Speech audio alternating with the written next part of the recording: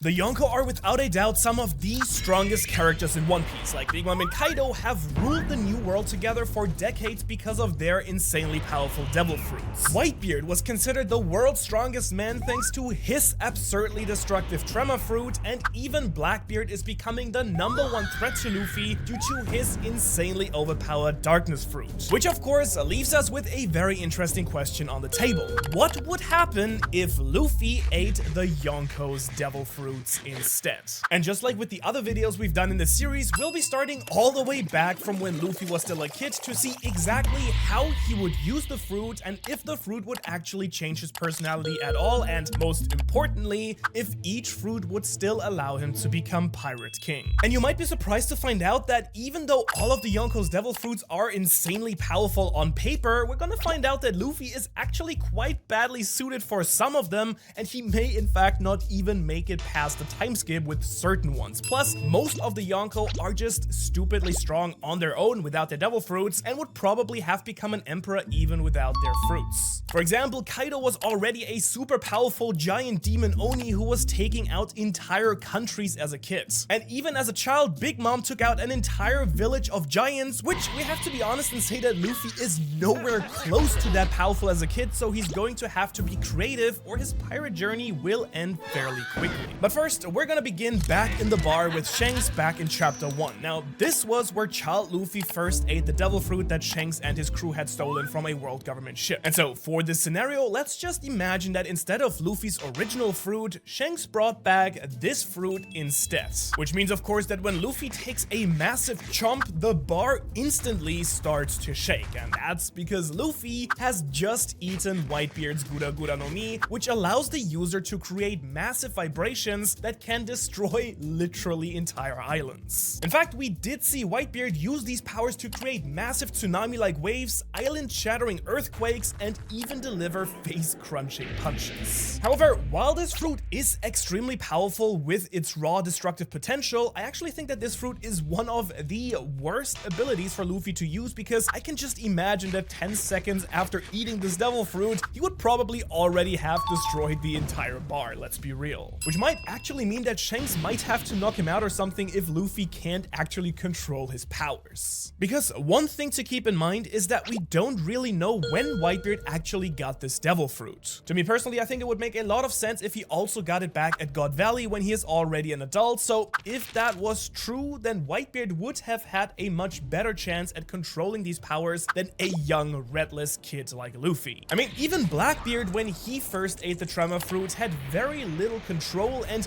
nearly destroyed all of Marineford with it. And so I personally wouldn't want to be anywhere near Earthquake Luffy, because who knows when he could just lose control and break the ground underneath you. Plus, I even wonder if the destructive nature of this devil fruit might make Luffy's personality even more reckless than it already is. But let's just say that Shanks sticks around a bit and helps Luffy figure out how to at least control his new powers a little bit, and then Luffy grows up like normal, living in the jungle with Sabo and Ace. However, now instead of throwing fairly harmless rubber punches, now his training involves controlling massive earthquakes. Which means that even though he tries his best to control these abilities, there are gonna be times when Kid Luffy still is gonna cause massive damage on the entire islands. And if you think about it, this could actually lead to some truly awful situations. For example, Luffy might accidentally crush Ace, Sabo, or the bandits that he grew up with. He could also cause so much damage around him that the rulers of the Goa Kingdom send soldiers out to capture Luffy, or if it's really bad, I wonder if Garp forces Luffy into the Marines to stop him from destroying the entire islands. Whatever happens, I think all of this might either make Luffy more hesitant to use his powers, or on the other hand, his personality could change so that he cares less about the destruction that he causes in the first place. But let's just say that after 10 years, he can actually control these powers on land, and now he's ready to set out to sea. And at this point, he's of course probably a pretty strong fighter, even without using his powerful devil fruit, which is very important because if he makes a mistake and accidentally breaks his ship, then say goodbye to Earthquake Luffy right then and there. And so even with just his base strength, he still goes through the East Blue without much difficulty, but then the real problems start occurring when the Straw Hats start facing their first major challenges, and that is of course in Alabasta. Because Luffy's fight against the Sandfruit user Crocodile was the first time that he was truly tested in the story, and there's basically no no chance at all that Luffy could beat Crocodile with just his base powers, which would mean that he would have to use his tremor abilities. However, since this is the first time that he's actually using his powers in a life or death situation, I think it's gonna be completely reasonable to assume that he could cause major destruction to the capital city of Alabasta. Which of course means that even if he would defeat Crocodile, he would probably have killed tons of civilians in the process, which would make him less of a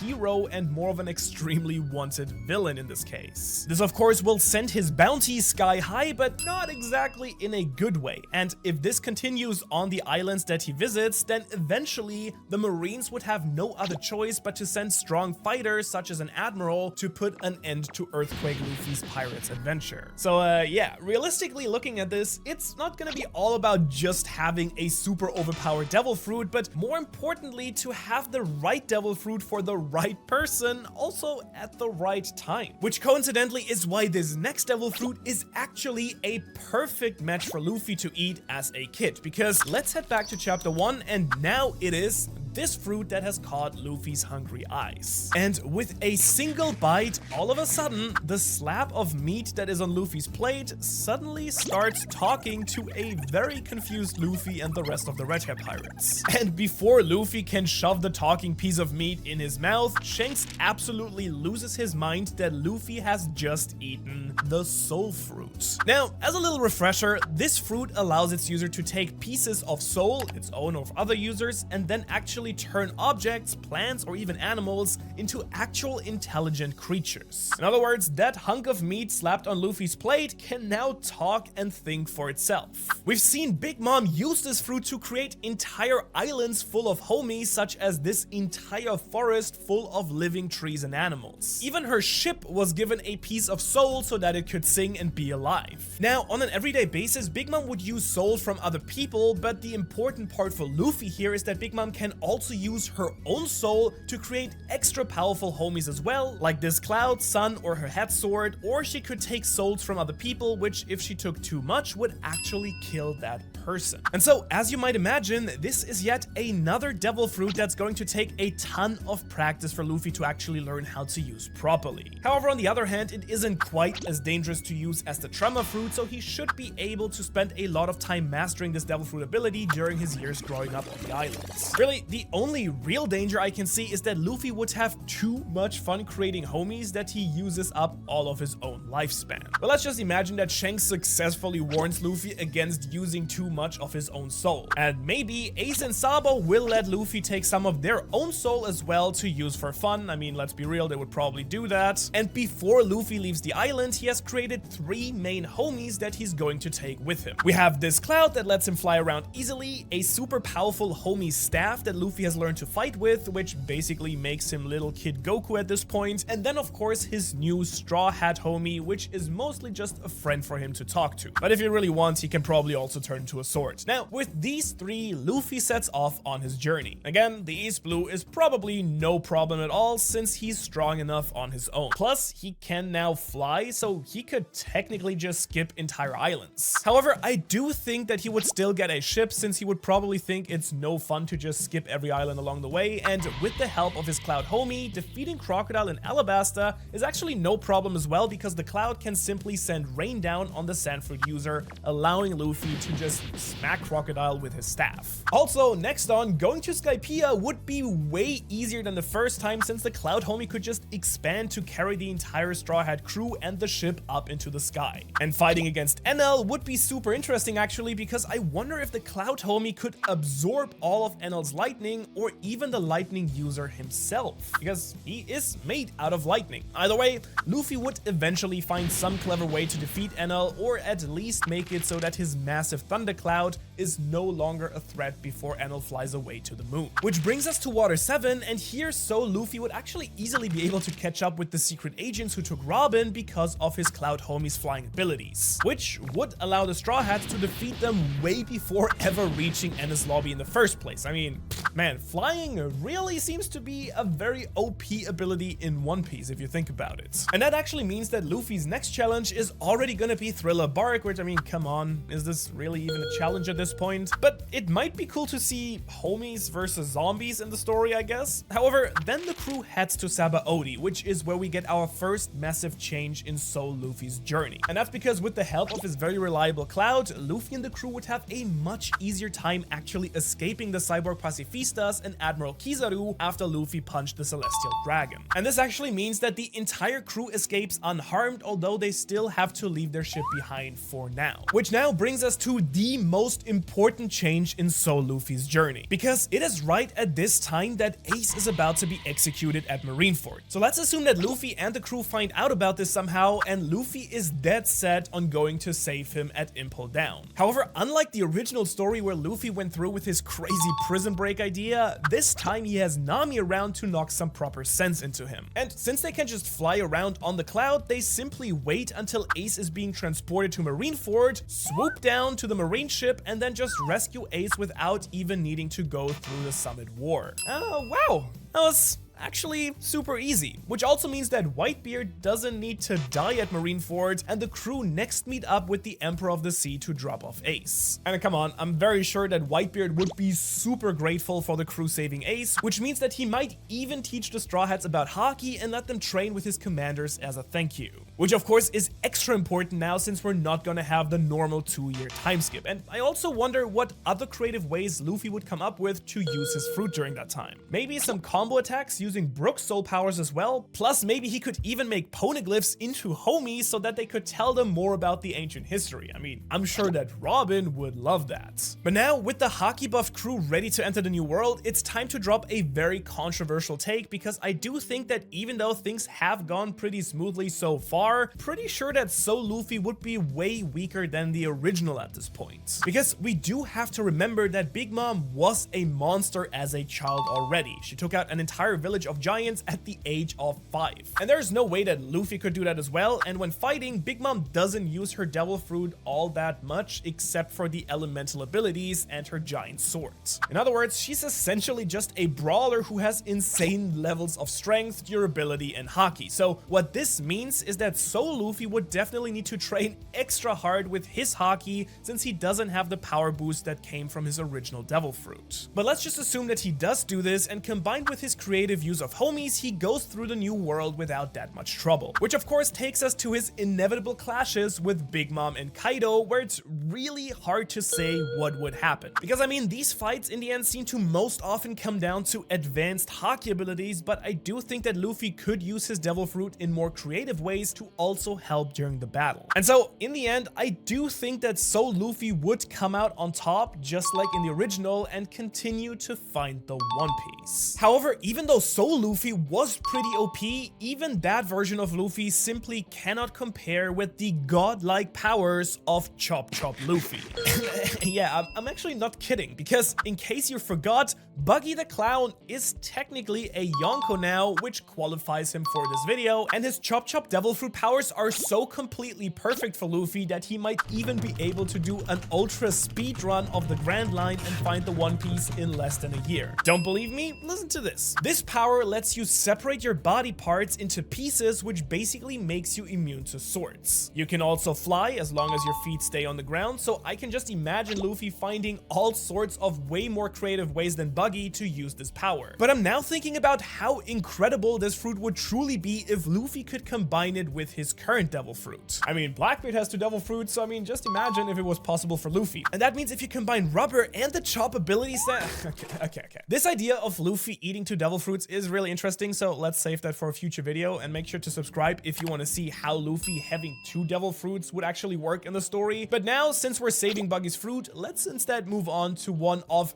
the biggest and most badass Devil Fruit powers in the entire story. And so blah, we're back in the bar. Luffy takes a bite of this fruit and he immediately turns poof into a little red dragon and starts spitting fire everywhere in panic. That's right, this is going to be Dragon Luffy. However, there's actually a lot of confusion around Kaido's devil fruit because it's officially the fish fruit model 𝙻𝚎𝚐𝚐, which is a famous blue dragon, and since it's actually based on an old Japanese myth where a carp goes up a waterfall and then turns into a dragon, we're actually not sure if you turn into a fish first and then later on awaken his dragon abilities, or if it works just like Momonosuke's version of the fruit and you just turn into a dragon right from the start. And so, since we don't really know, let's just go with the more exciting option and assume that Luffy would be a dragon right away. Although honestly, it would be hilarious to see Luffy trying to fight his way to the Grand Line as a tiny fish that can't swim, I will say. Anyways, Luffy can now become a dragon who has the mind-blowing ability to control elements such as shooting out giant blast breaths, calling down lightning, and sending razor-sharp gusts of wind. Which of course means that by the time that Luffy sets out at age 17, he is a legendary creature with incredible natural powers. However, before we start, we need to make a serious disclaimer, because just like Big Mom, Kaido also was an absolute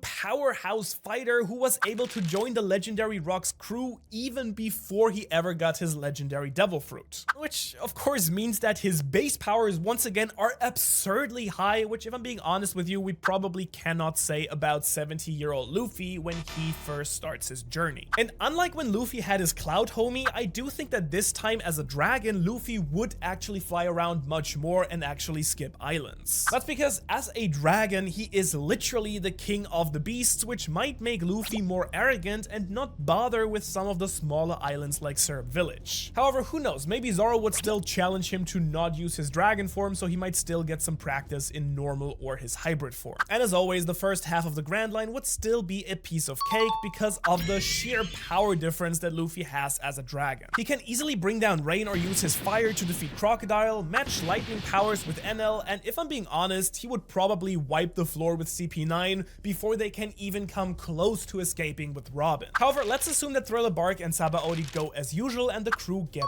separated. Luffy ends up on Amazon Lily and finds out about Ace's execution, and of course, he still wants to go and save Ace. And this is where the story is gonna change dramatically, because there is no way that Dragon Luffy is waiting to sneak on a marine ship. Instead, he would probably just fly straight to Impel Down himself and just start destroying the entire place with his blast breaths. However, once he actually gets inside the prison, things would be much more difficult. You see, since there is way less space inside the prison, he wouldn't be able to use his big dragon form, which at this point I still think would be his most powerful since he doesn't know Haki yet. And that means getting down to save Ace would probably fail just like in the original storyline, and he would still have to go to Marineford. Which, I'm sorry, is going to end so badly for Dragon Luffy. And that's because since Luffy's dragon form is so powerful, he probably wouldn't have the same massive levels of battle experience that he would need to make a difference during this epic war. That means that he would likely have to use his big dragon form to have any sort of effect on this legendary battlefield, and so with this big ass dragon shooting fire, lightning, and wind gusts, I think that the admirals would have no other choice but to team up and take out Luffy before he destroys all of Marineford. And yeah, maybe you can say that Whitebeard would try and help protect him, but honestly, since he is just such a ridiculously big target, I think that Luffy would just take way too much damage from Kizaru's light beams and Akainu's magma, which unfortunately means that Dragon Luffy doesn't even make it into the new world, as much as that sucks. However, not even Dragon Luffy's outcome is as surprising as what is going to happen next. Because back in the bar, Luffy chomps down on this fruit that looks very much like his original one, and a pool of darkness instantly sucks all of his friends into the floor. Which of course makes Luffy completely freak out until he somehow manages to spit everyone back out just moments later. Welcome to the story, maybe the coolest Luffy yet,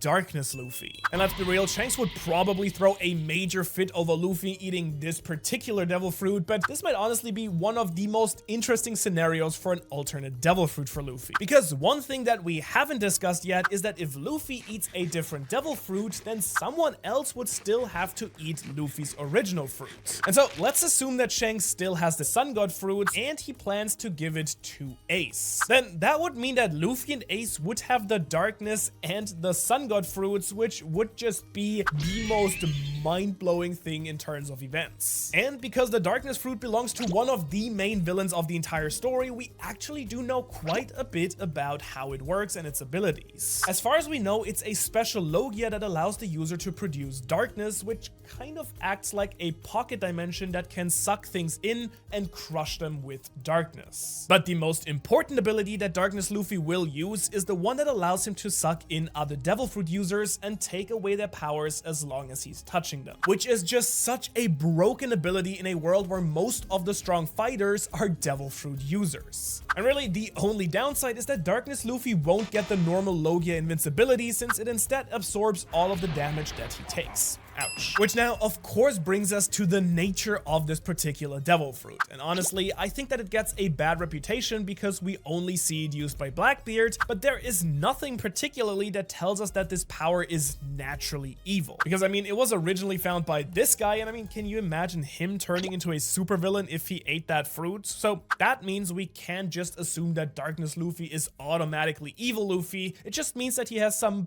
pretty amazing powers, if we're being real. However, I do think that this particular devil fruit would be quite tough for Luffy to use, at least at first. I mean, I can't really see him crushing tons of people and buildings with his darkness, honestly. Plus, absorbing all damage would be particularly painful for Luffy since he's usually such a straight up kind of fighter. And even worse, Darkness Luffy wouldn't have his rubber to help deflect some of that damage. So Luffy's going to have to train up his base strength and defense quite a bit, and he may even use some sort of weapon like a staff or a club to help him fight. But really, his ability to negate other devil fruits is just such a broken power that it comes in handy right away. Facing Buggy, just suck him in and kick him in the balls. For the rest of the East Blue, he'd have to rely a little bit more on his own strength, but in the end, I think he would reach the Grand Line without any major difficulties, honestly. And the next few arcs are gonna be basically target practice for Darkness Luffy. Against Crocodile Sand, he can just take away his powers, and same with Enel, who without his lightning is just like fighting a cat without its claws. Honestly though, I do think Rob Lucci would probably be a way bigger challenge because he's pretty strong even without his devil fruit, but I still think that Luffy would come out on top here. However, as Darkness Luffy continues towards the new world, there is one other major difference to the story, because since Blackbeard doesn't have the Darkness fruit this time around, there's a pretty good chance that he's still on Whitebeard's crew. And if Teach hears that Luffy has eaten the Darkness fruit that he was looking for all along, he would probably come after Luffy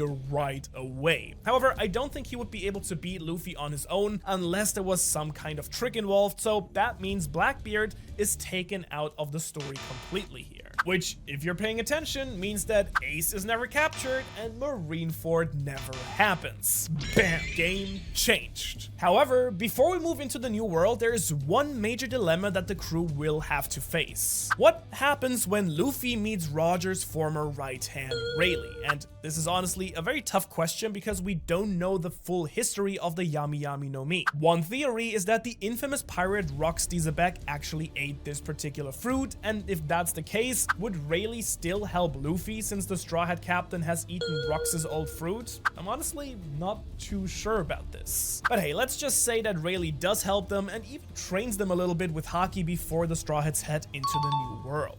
And just like with the early parts of the Grand Line, this is gonna go incredibly well for Darkness Luffy since he basically only fights devil fruit users such as Caesar, Doflamingo, Katakuri, and so on and so forth. Of course, the real challenge comes against Kaido and Big Mom, but however, with his unique abilities, I do feel like that Luffy would be able to overcome these two devil fruit using Yonko and continue his path to actually find the One Piece, which is honestly pretty surprising and not at all what I expected for Darkness Luffy when I started thinking about this video. However, even though Luffy made it this far with 2 out of the 4 Yonko fruits, these are actually not even the most powerful fruits in the story. In fact, many of the most insane devil fruits actually belong to the Warlord, so if you want to know how Luffy's story would go with fruits like Kuma's reality-bending paw fruit or Doflamingo's insane string powers, you can watch that video right here. Thanks for watching, and I will see you in the next one.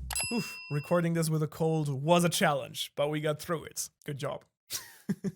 You and me.